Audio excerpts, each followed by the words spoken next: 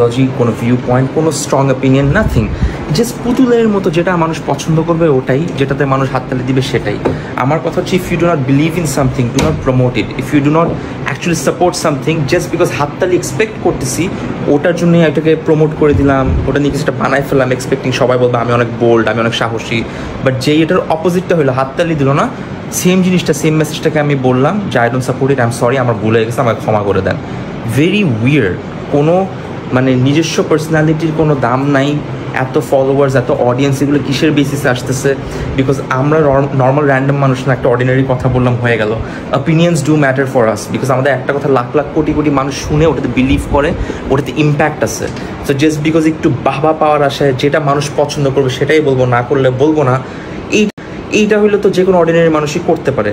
আমাদের এই যে অডিয়েন্সের এত বড় একটা ফলোয়ারশিপ, এত কিছু, এটা কোনো ম্যাটারই করে, numbers, just numbers, nothing else.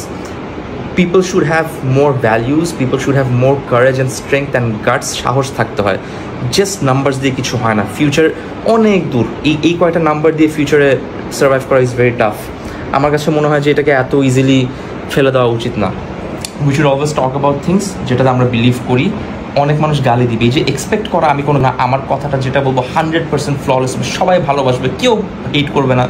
এই যে obsession towards being loved, towards being the favourite, এই ফেভারেট জিনিসটা এক্সিস্ট করে না। এটার জন্য প্রচুর পরিমাণে ফেক করতে হবে। So are you fake?